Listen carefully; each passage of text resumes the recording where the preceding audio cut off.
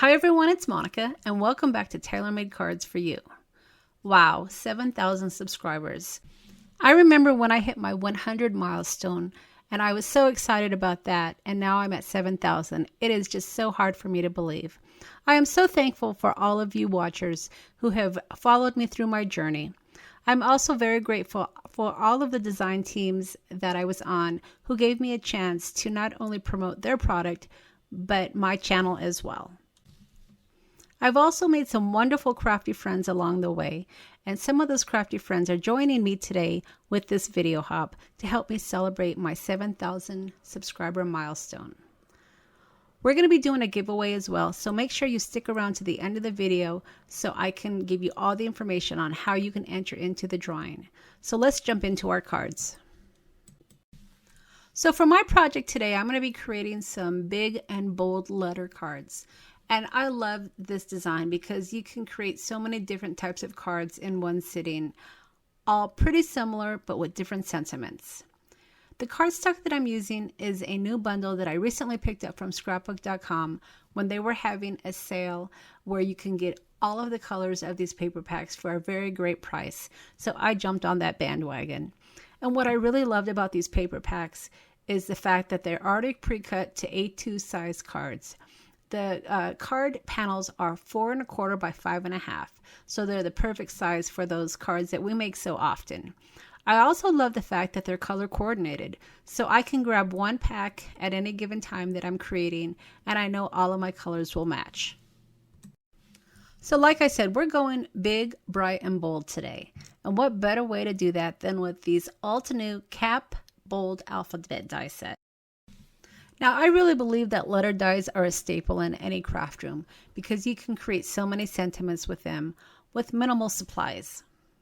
Now, I admit I have a few die letter sets, but this set is perfect for any beginner, and you don't have to worry about it being straight when you stamp it because you're going to be adhering it with glue. And I'm going to show you a tip on how I get my letters straight when I'm creating my sentiments. So using my new paper packs, I went ahead and I cut out several of my letters as well as several pieces to layer onto each other. I like to coordinate my letters with my cardstock because I just think it makes a wonderful finished look. And then once I had everything cut out and trimmed, I went ahead and I adhered the smaller panel onto the larger panel. Now my rule of thumb when I am trimming my cardstock is 1/4 inch. So if my card is going to be 4 1/4 by 5 1/2, then my first layer is going to be 4 inches by 5 1/4, and then my second layer is going to be 3.75 inches by 5 inches. And I just kind of layer based on that. Now, when I go to glue my letters for my words on my cardstock, sometimes I do go wonky, so I don't necessarily want it straight. I might come up with some fun layering technique to layer my letters. But for these particular cards, I wanted to go ahead and have them as straight as possible. So that's when I brought out my ruler. And I'm using my Tim Holtz Media Mat grid lines to make sure I get nice straight letters and words. So as you can see, I took my ruler and I just kind of adhered it down on one of the lines on my media mat. And then I started laying my letters.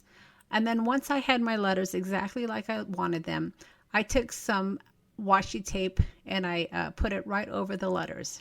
Now make sure your washi tape isn't very tacky, because if it's tacky when you go to pull it off, it might tear some of your letters.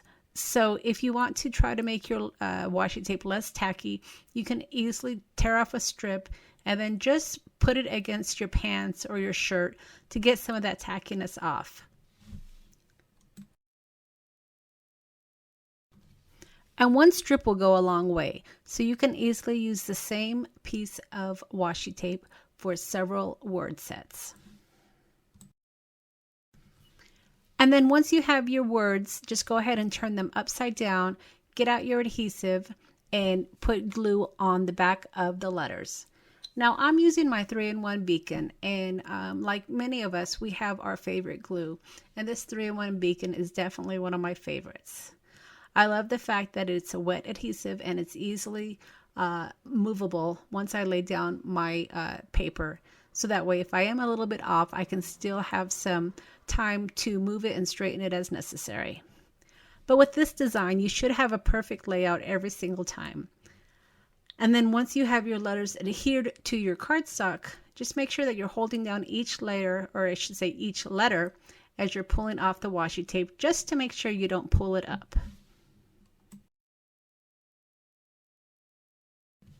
And then it's just a matter of repeating the process. Just have different letters cut out for different words, and you can sit down in one sitting and create several cards. As you can see, I cut out several words and I have them all separated on my craft desk, so that way I have them easily accessible and I can decide what word I want to do at what time. Now, like I said, I like to color coordinate my letters with my cardstock, but you can certainly mix and match. You can have different color letters in each word. You can have different colored letters from your cardstock backing. There's a lot of ways you can go with this. I just tend to like the clean and simple look of this layout, so I tend to go with the matching letters with the matching cardstock. Now, what I have found when you're using these big bold letters, that typically 4-letter words and 5-letter words are the best ones. Now, I did sneak in a 6-letter word because I wanted to add an S to my thanks, but it made the card pretty tight. So again, I hold to the 4 and 5-letter rule because that seems to be able to line up really nicely. You can get it right in the middle and not make it look like it's scrunched in or too tight. And while the words that I'm creating typically are either the first word or the second word in my sentiment, you can have a 3-letter word where you have, in this situation, you can have the love in the middle, and you can stamp I, and then you can stamp you. So you don't necessarily have to have it as a 2-letter sentiment. You can add more sentiments along the way, because you'll have so much more room on the top of your word as well as on the bottom. So you can get very creative with this type of design. And with this design, you can go as clean and simple as you want, or you can add more elements. Like I said, there's enough room on your cardstock to be able to stamp on it. You can add washi tape, you can add stickers. There's a lot of ways that you can go with this. But if you like the clean and simple, then you can easily just add your letters and add the second sentiment to finish off the card. And those are beautiful on their own. All right, so with several card bases completed, I went ahead and I dug through my stash of stamps to see what other words I could use to add to these sentiments. Now remember, I was going for the smaller sentiments because I wanted my first word to be big, bold, and bright, and then I wanted my second word to just be a compliment. So I wanted to make sure that I found a sentiment that would work perfect. Kind of like I did here with the hello. I had the big hello, and then I had a smaller sentiment on the bottom. Now, one thing I love about using the scrapbook.com paper pads is they also have matching inks. So I was able to coordinate my second sentiments using their coordinating ink pads. Now, if you don't have a stamp that will complement your word, don't be afraid to just write out that second word. You can easily write out something. You can write out a U for the love you. You can do a friend for your best friend. It doesn't have to be a stamp. You can easily add your personal touch and even just write out the sentiment if you want to. I think many of us get so hung up on perfection that we're afraid to freehand. And while I don't do it often, if I can't find a sentiment that's going to work for me, I have no problem freehanding a sentiment. But like I said, for these cards, I was able to use my coordinating colors from scrapbook.com to complement my my cardstock. So for the for the word love, I was able to use the cardinal red, which matched perfectly. And as you can see, the stamp that I used was from Paper Artsy, and it had a really nice kind of grungy U that I thought was great. Now for the second stamp, I'm using the ink pad called Candy Shop Pink, and this is another one from scrapbook.com. And if you've never used the inks from scrapbook.com, they are a hybrid ink. And what that means is that the ink pad is a blend of both the best of the pigment and the dye inks in one. So it gives you a really high quality look when you're stamping. And I love the fact that they coordinate with the dice, with the cardstock, because you can have these matching products that just work so well together. And of course, we can't forget our classic black ink stamp. A black stamp pad is a staple in any craft room. So if you buy no other inks at all, definitely get a black ink pad, because those will work on all of your cards.